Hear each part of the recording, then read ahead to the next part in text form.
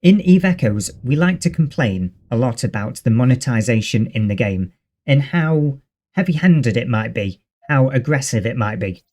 But how does it compare to other games, other live service games that is? That's a question I'd like to put to you, the audience, today in the comment section below. How bad is the monetization in Eve Echoes compared to other games? Personally, I have not played all that many live service games to compare against. One live service game I have played recently, though, is EVE Online, Eve Echoes' big brother.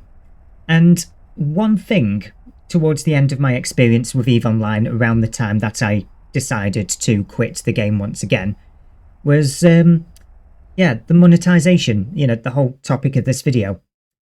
I was getting emails on a regular basis, probably about every day for a week and a half, and you'll see screenshots of these emails up on screen right now.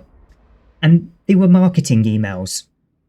Every day, I'd get an email, which was basically an out-of-game notification telling me, there is a sale going on. If you spend money now, you'll get 20% off Plex. If you spend money now, you'll get these special points. And it made me think, does Eve Echoes do that? Because me personally, I've never received an out-of-game notification from Eve Echoes. But all of the complaining that we might do about how aggressive they are with the money and how they chase after the whales when it comes to the nanocores, when was the last time you were...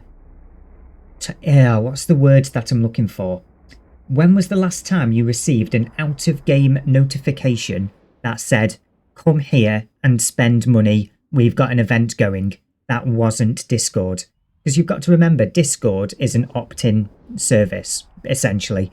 Not every player in the game has Discord. And you not only do you opt in, but you also have the ability to just mute the entire server and never have to deal with it. But EVE Online, you get emails because it's assigned to your email address, and they're like, yeah, why not? Let's just send them emails the good old-fashioned way because it's an early 2000s game. It's kind of baked into the nature.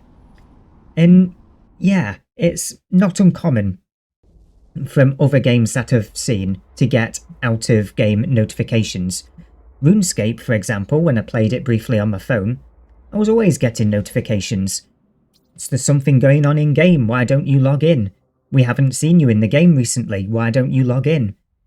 I don't get that with Eve Echoes. The only notifications I ever seem to get are, your clone's expiry is coming up for the Omega status, and back when the war first started, the notifications for your outpost is being attacked, which I got a fair few of because nobody ever followed up on destroying that outpost.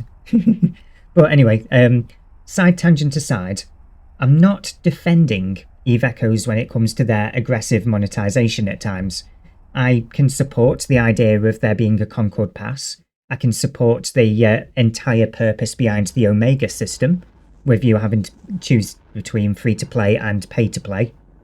But when it comes to like the pricing system for the nanocores, like the Cyber X, or the most recent anime one, the name of which I cannot remember, or the Illusionary Ghost, which is the cyberpunky one that I kind of adore and wish I had. I don't like the pricing strategies for them because it goes straight after the whales and disregards the rest of the community. So don't get me wrong, I am not saying Eve Echoes is absolutely amazing when it comes to monetization, because there are places they can improve. But they're not that bad. Let's have enough of a look at games that we've all seen in the news. Let's say FIFA. Yeah, so games like FIFA, you have a loot box system. The entire game is built around a loot box system because, of course, it's all about gathering all of these players and you want your rarer players and you've got to go through a loot box system to get those players. And those loot boxes are available all year round, unless you're in a certain country that's banned them, in which case you have some kind of weird workaround. Eve Echoes, on the other hand, how much of the year are we actively pushed and presented with these loot boxes? Aside from the Death Wish ones, which nobody seems to be interacting with anyway. It's only the Interstellar Bazaar and other equivalent events.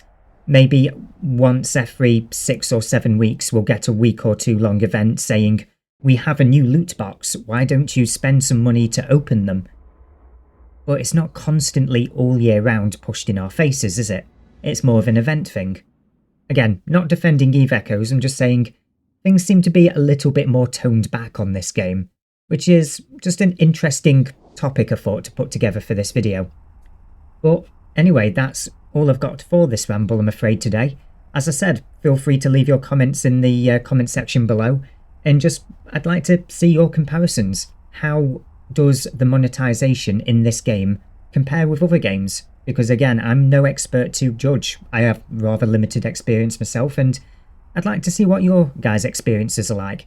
So anyway, make sure you comment in the comment section below, and don't forget to hit that subscribe button. And I guess I'll see you guys in the next video or in the comment section. See ya.